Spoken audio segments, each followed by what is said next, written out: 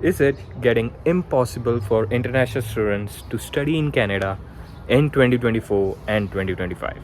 Hello दोस्तों, I hope आप सभी बहुत बढ़िया होंगे यार। मैं भी बढ़िया हूँ यार। जो 2024 का साल है ना यार, ये तूफ़ान बन के आया इंटरनेशनल स्टूडेंट्स के लिए जो कनाडा में बैठे हैं। और यार तूफ़ान आया तो तबाही तो लेकर आएगा ही। तो ये जो साल है, ये आईआरसीसी ने सोचा यार कुछ अलग करते हैं, कुछ तहलका मचाते हैं और बहुत सारे चेंजेस लेकर आते हैं। ठीक है, बहुत सारे चेंजेस में क्या लेकर आए? 40 घंटे दिए थे पहले, तो उन्हें साइड करा कि नहीं, वापस 20 घंटों पर आ जाओ।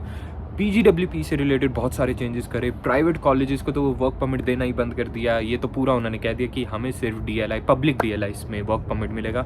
और पीजीडब्ल्यूपी से रिलेटेड एक और बहुत बड़ा चेंज करा। क्या था? वो था कि यार फ्लैग पोलिंग पीजीडब्ल्यूपी की बिल्कुल बंद हो गई। अब आपको नॉर्मल पर्सन को आईआरसीसी की वेबसाइट पे जाकर ही, नॉर्मल जो स्टूडेंट हैं उन्हें वहीं से अपना पीजीडब्ल्यूपी मिलेगा। तो यार अब इसी के साथ यार यहाँ पे वो रुके नहीं है, सिर्फ 6 महीने हुए हैं, अभी 6 महीने और पड़े हैं। और उसमें वो लोग कह रहे हैं कि हम लोग और 4 मेजर चेंजेस को इम्प्लीमेंट करेंगे बहुत ही जल्दी।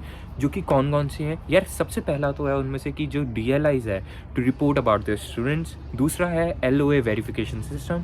अब यहाँ पे कईयों को नहीं पता होगा, जो एलओए है वो होती है लेटर ऑफ एक्सेप्टेंस, जो आपको यूनिवर्सिटी या कॉलेज से मिलता है अपनी, जब आप यहाँ पे एनरोल करते हो, जिसके बेसिस पे आपको आपका स्टडी परमिट मिलेगा, तो उसका वेरिफिकेशन सिस्टम। तीसरी चीज़ होगी यार, जो स्टूडेंट्स यहाँ कैनेडा आते हैं और फिर सोचते हैं कि नहीं यार, मेरे को मेरा कॉलेज या यूनिवर्सिटी अच्छी नहीं लगी तो मैं चेंज कर लेता हूँ, कहीं और चले जाता हूँ। तो जब भी students are required to get a new study permit while changing और स्विचिंग बिटवीन डीएलआईज।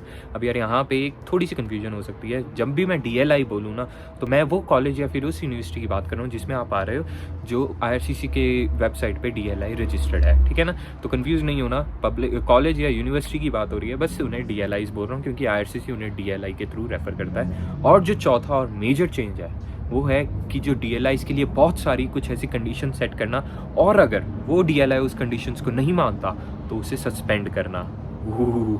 यार ये आखिरी वाली तो खतरनाक लग रही है, तो डरो मत। एक एक पॉलिसी आपको विस्तार में समझाएंगे कि क्यों आ रही है, क्या उसका कॉन्सिक्वेंस है और उससे क्या वो अच्छी है, क्या वो बुरी है। सब कुछ डिस्कस करेंगे। ठीक है, एक एक करके विस्तार में जाएंगे। लेकिन अगर आपको कोई पॉलिसी ज़्यादा ही अच्छी लगी है तो डिस्क्रिप्शन बॉक्स में टाइम स्टैम्प लगी हुई है, जाओ वो पॉलिसी पहले सुन लो। ठीक है, सारी डिस्कस करने के बाद एंड में रिव्यू सा करेंगे कि जो क्वेश्चन मैंने वीडियो की स्टार्टिंग में पूछा उसका आंसर येस है, नो है, या डीएलआई की वेबसाइट की तरह बोलूँ तो येस विद डिटेल्स है। तो बिना किसी देरी के शुरू करते हैं हमारे पहले चेंज से। हाँ तो यार दोस्तों, पहले चेंज की बात करते हैं, वो है requires DLI to inform about the students. अब यार इसमें जो आईआरसीसी है वो आपके यूनिवर्सिटी, आपकी कॉलेज से पूछेगी कि यार अपने स्टूडेंट्स के बारे में बताओ, पूरी इन्फॉर्मेशन दो उनके बारे में। उसमें वो क्या क्या मान सकते हैं कि आपका जो एक्टिव स्टेटस है, कि यार आपका जो प्रोग्राम है आप क्या परस्यू कर रहे हो, वो सारा कुछ वो उसमें मांग सकते हैं।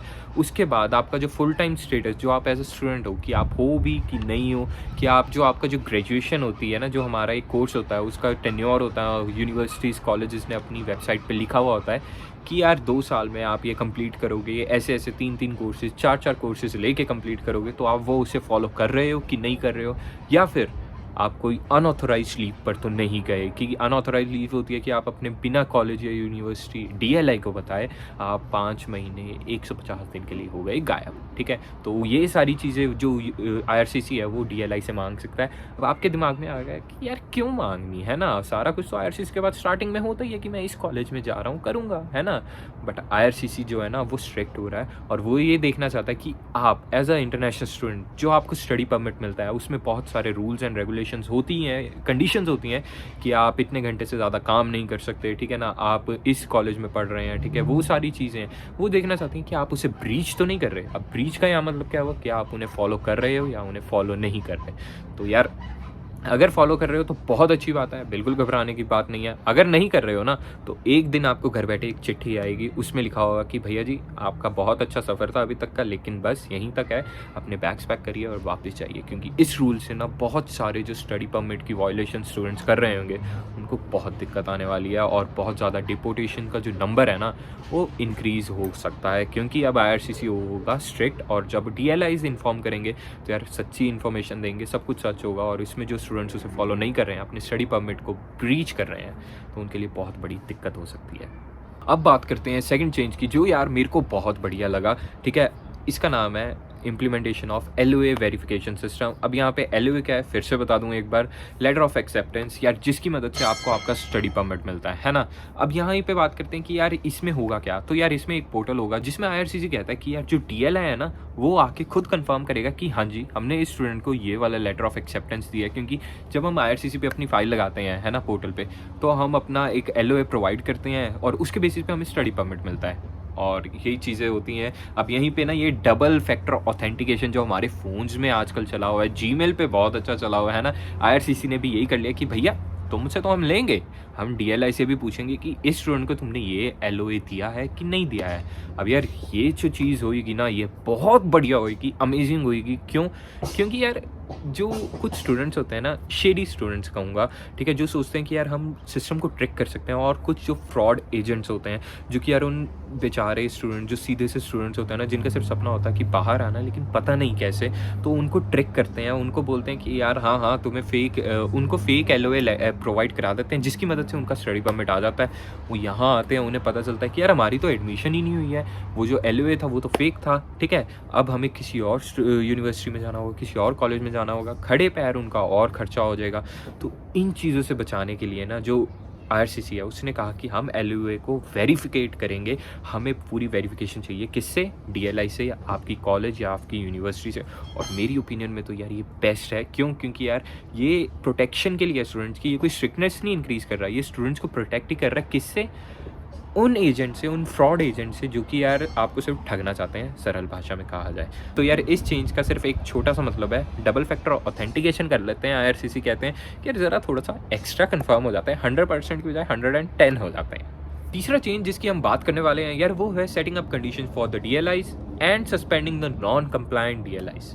अब यार इस रूल के अंदर जाने से पहले ना आप लोगों को अब छोटी सी एक एनालॉजी देना चाहता हूँ यार। मेरी मॉम है, she is in corporate world, तो उन्होंने मेरे को एक समझाया था कि यार मानकर चलो एक बॉस है, उसके कुछ खास बंदे हैं और फिर नॉर्मल एम्प्लॉयज़ हैं। तो यार जब बॉस पे प्रेशर जाता है ना तो वो अपना प्रेशर डाइवर्ट करता है अपने खास एम्प्लॉयज़ पे। अब जो खास एम्प्लॉयज़ हैं यार वो तो नहीं प्रेशर लेंगे ना, वो भी आगे डालेंगे ना प्रेशर जो नॉर्मल एम्प्लॉयज़ हैं। तो पिसेगा कौन? नॉर्मल एम्प्लॉय सबसे ज़्यादा पिसता है ना। तो यहीं पे अब ये सोचो कि DLI जिस कॉलेज या यूनिवर्सिटी में आप जा रहे हो, अब जो IRCC कह रहा है ना कि हम कंडीशंस रखने वाले हैं, कंडीशंस में क्या हो सकता है, वो बहुत कुछ रख सकते हैं। वो कह रहे हैं कि हम स्टूडेंट्स का स्टेटस मांग सकते हैं, एनरोलमेंट स्टेटस मांग सकते हैं, उनका एक्टिव स्टेटस मांग सकते हैं, कौन सा प्रोग्राम वो परस्यू कर रहे हैं, कोई और information regarding the DLIs, regarding the students, कुछ भी वो मांग सकते हैं। अब ये एक तरह से स्ट्रिक्ट कर रहे हैं है ना DLIs के ऊपर। और जब वो स्ट्रिक्ट कर रहे हैं और इसी के साथ IRCC ने बोला है कि यार अगर जो DLIs हैं वो उनकी बातें नहीं मानेंगे तो यार उन्हें सस्पेंड किया जा सकता है 1 साल तक। और यार अब किसी एक कॉलेज को आप सोच कर देखो कि एक कॉलेज को सस्पेंड करा है कि यार वो इंटरनेशनल स्टूडेंट्स की इनटेक नहीं कर सकता। कितना रेवेन्यू हम लोग जनरेट करते हैं इस बड़े से मुल्क में आके ना कि इन्हें पैसे दे रहे हैं। अब वहीं पे एक कॉलेज है, उसने भी सोचा हम भी फ़ायदा उठाते हैं, लेकिन वो नहीं उठा सकता 1 साल तक। वो पब्लिकली सस्पेंड लिस्ट में चला जाएगा, वो ऑनलाइन सबको शो होगा कि ये सस्पेंड हुआ है, क्यों हुआ है वो भी पता होगा कि नॉन कंप्लायंट था, ठीक है। तो इसके चक्कर में अब जो DLIs है ना वो अपने स्टूडेंट्स के ऊपर तो रिपोर्ट करना शुरू कर देंगे, हर छोटी से छोटी चीज़ उन्हें बताना शुरू कर देंगे है ना। और जो स्टूडेंट्स हैं यार उन पर 24 घंटे 7 दिन 24/7 एक निगरानी होगी, एक ऑब्जर्वेशन होगी कि यार हम कुछ भी कर रहे हैं वो IRCC के पास सीधा जा रहा है, ठीक है, कहाँ से? हमारी DLI की तरफ से। तो इस चेंज के अकॉर्डिंग सिर्फ ये चीज़ होगी, ठीक है। और यहीं पे अब जो एक DLI है यार वो तो अपना रेवेन्यू स्ट्रीम खोना नहीं चाहता, तो वो बिल्कुल अपने स्टूडेंट्स पे इन्फॉर्म करेगा, जो कंडीशंस होंगी उन्हें फॉलो करेगा। और कंडीशंस अगर स्ट्रिक्ट होंगी तो वो आगे जाकर स्ट्रिक्ट किसके लिए होंगी? हम जैसे नॉर्मल इंटरनेशनल स्टूडेंट्स के लिए होंगी जो आ गए हैं या फिर आगे 2025 में 2026 में कनाडा आना चाह रहे हैं। तो इस रूल के तो यार मेरे को थोड़ा सा डाइसी सा लगता है कि यार अब अगर यार वो IRCC जो है DLI इसके लिए थोड़ा स्ट्रिक्ट करेगी तो इनडायरेक्टली वो इंटरनेशनल स्टूडेंट्स के लिए जो माहौल है वो थोड़ा सा और टाइट कर रही है। अब बात करते हैं हमारे 4th चेंज की, जो कि है कि you will be required to get a new study permit if you want to switch between your DLIs। अब यार ये जो चेंज है ना ये सिर्फ एक चीज़ चाहता है कि बेटर अकाउंटेबिलिटी ऑफ स्टूडेंट्स हो, कि IRCC को पता हो कि यार कौन कहाँ है, किसी ने कितनी बार स्कूल चेंज करा, कि वो कहाँ जा रहा है कहाँ नहीं। इस रूल को ना थोड़ा हम समझेंगे एक स्टूडेंट्स के साइड से, एक स्कूल के साइड से। अब स्कूल के साइड से पहले समझते हैं, तो यार वो एक better accountability of students provide करेगा ये वाला जो चेंज होगा। और इसी के साथ साथ यार रिकॉर्ड जो एलओएस का होगा ना उसे बेटर चेक में रखेगा। और यार कुछ स्टूडेंट्स हैं जो कि यार अपना प्रोविंस भी चेंज करते हैं, तो इस चेंज के थ्रू ना यार उनके पास सारी डिटेल होंगी, एक अच्छे फॉर्म में होंगी, ठीक है। और आगे इन फ्यूचर वो कोई भी डिसीजन लेना चाहेंगे प्रोविंस के थ्रू या फेडरल थ्रू, तो उनके पास एक पूरा डिटेल मैप होगा कि कौन से स्टूडेंट्स कहाँ पे हैं, और स्टूडेंट्स के बारे में एक एक चीज़ उनके पास होगी। अब यहीं पे यार स्टूडेंट्स ही समझते हैं, तो यार ये जो रूल है ना, ये उन स्टूडेंट्स को जो होते नहीं है, मैं पहले भी बोल चुका हूँ कि सिस्टम को ट्रिक करना चाहते हैं। वो सोचते हैं कि हम ना थोड़े से ज़्यादा ही समझदार हैं, ठीक है, we know how to play the game. तो वो सोचते हैं कि यार भैया हम इंडिया से आएंगे, एक बढ़िया से कॉलेज में एडमिशन लेके यूनिवर्सिटी में जिसका एक्सेप्टेंस रेट यहाँ है पूरा आसमान पे, ठीक है, वो सबको बुला लेके भैया आ जाओ आ जाओ आ जाओ। और जैसे ही वहाँ जाएंगे ना, तो पहले ही सेमेस्टर में हम लेंगे कोई बढ़िया सा कॉलेज जिसमें ना जाने का झंझट ना कुछ करने का झंझट, अपने पीछे बचाएंगे और पीछे बचा के लेंगे मस्टैंग 2024, ठीक है ना। तो ये नहीं करना, अब ये करने भी नहीं देगी आईआरसीसी आपको। अब इस रूल से यार आईआरसीसी को चेक रहेगा कि यार कौन से स्टूडेंट्स क्या कर रहे हैं कि हायर एक्सेप्टेंस या कि बड़ी यूनिवर्सिटी में जा रहे हैं, फिर उसके बाद छोटी सी यूनिवर्सिटी में जा रहे हैं, तो आपका जो स्टडी परमिट है वो रिफ्यूज़ भी हो सकता है, ठीक है। अब यहीं पे बात आएगी कि कुछ जेन्युइन स्टूडेंट्स भी तो होंगे ना कि यार ठीक है आते हैं कॉलेजेस में, वो चाहते हैं कि हमारी एजुकेशन इंप्रूव हो, तो हम बेटर यूनिवर्सिटी में जाना चाहते हैं, कहीं और जाना चाहते हैं। तो ऑब्वियसली इसका कोई ड्रॉबैक नहीं है इस रूल का। अगर आपके सारे पेपर्स ऑन पॉइंट है, आपका सारा कुछ इन चेक है, तो यार आप अपना स्टडी परमिट के लिए अप्लाई करो दोबारा। और जब आप अप्लाई करते हो तो आप उस नई यूनिवर्सिटी या नए कॉलेज में पढ़ सकते हो। You can study in your new DLI while you wait for your new study permit. तो इसमें आपका कोई नुकसान नहीं है, इसमें तो बस वो मस्टैंग खरीदने वाले जो बच्चे हैं ना कि आके दूसरे कॉलेज में चले जाएंगे सस्ते से में, ठीक है, वर्क परमिट भी मिलेगा, मस्टैंग भी मिलेगी, तो बस उनके ऊपर ना पूरा पंजा कसने की तैयारी है आईआरसीसी की। तो यार ये इस चेंज का सार है, और हमने 4 चेंजेस की बात करी है, और चारों का ना एक बार थोड़ा सा जो मेरी ओपिनियन है, तो यार जो रिसेंट स्टडी परमिट न्यू आपको चाहिए, तो मेरे को उसमें कोई भी ड्रॉबैक नहीं दिख रहा। हाँ स्टूडेंट्स पे थोड़ा सा प्रेशर होगा कि यार हमें नया अप्लाई करना पड़ेगा, चीज़ें होंगी, but we all can deal through that, ठीक है।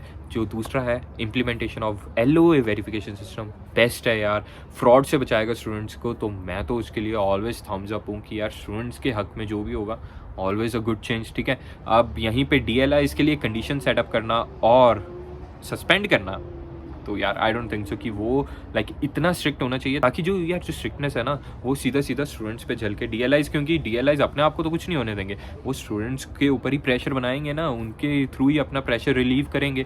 तो मैं ये जो चेंज है ना, तो इसके थोड़े से हक में नहीं हूँ। और यहीं पे जो लास्ट वाला है कि इन्फॉर्मेशन अबाउट द स्टूडेंट्स, ठीक है, कि DLI रिक्वायर्ड होंगे अपनी इन्फॉर्मेशन देने के लिए, तो यार सीधी सी बात है, मेरे को इस रूल में कोई ख़राबी भी नहीं लगती, ना कोई अच्छाई सी दिखती है, ठीक है, ना कोई ज़्यादा बेनिफिट दिखता है। तो इसमें अगर आप सारा कुछ सही कर रहे हो, आपको पता है you are walking on a straight line, ठीक है, you are not going here and there, ठीक है, कोई भी आप जो लॉ है जो रूल बना है उसको बेंड करने का तरीका नहीं ढूंढ रहे हो, तो यार आपको घबराने की तो ज़रूरत है ही नहीं। तो इस रूल के मैं लाइक ऐसे नहीं कहूँगा कि खिलाफ़ ही हूँ, बट मेरे को नहीं लगता कि ये एक अननेसेसरी रूल है जो कि शायद आना ही नहीं चाहिए, ठीक है ना। तो ये तो हो गई मेरी ओपिनियन। अब वापस चलते हैं हमारे पहले क्वेश्चन पे। Is it getting impossible for international students to study in Canada in 2024 and 2025? तो यार क्वेश्चन आप लोगों ने दोबारा सुन लिया, और मेरे को लगता है कि यस विद डिटेल्स, जैसे DLI वाली वेबसाइट पे होता है ना कि यस PGW पे मिलेगा बट डिटेल्स के साथ। तो यस विद डिटेल्स है कि यार सार जितने भी चेंजेस हो जाए, जितना भी कुछ हो जाए, यार ये सारा डिपेंड करता है ना एक स्टूडेंट पे। कनाडा नो डाउट आईआरसीसी जो है वो थोड़ी सी स्ट्रिक्टनेस बढ़ा रहा है, बट वो चाहता है कि यार स्टूडेंट्स का ही बेनिफिट हो, and I think so like they are right in there, है ना, कि अगर स्टूडेंट्स को हम फ्रॉड से बचाएंगे, उनके लिए अपॉर्चुनिटी ज़्यादा होंगी कि कोर्सेज हम कौन से देना चाहते हैं, तो वो सारी चीज़ें यार वो स्टूडेंट्स के पर्सपेक्टिव से कर रहा है, and that's totally thumbs up for that. और यहीं पे यार अगर बात करी जाए स्टूडेंट्स पॉइंट ऑफ व्यू से, है ना, तो स्टूडेंट यार जो अगर मैं हूँ, मैं कनाडा आ रहा हूँ, मेरे को पता है मेरे को क्या लेना है, मेरे को किस फील्ड में आगे बढ़ना है, ठीक है, मैं जो अपने डिसीजन है वो और वाइजली लूँगा इन रूल चेंजेस की वजह से।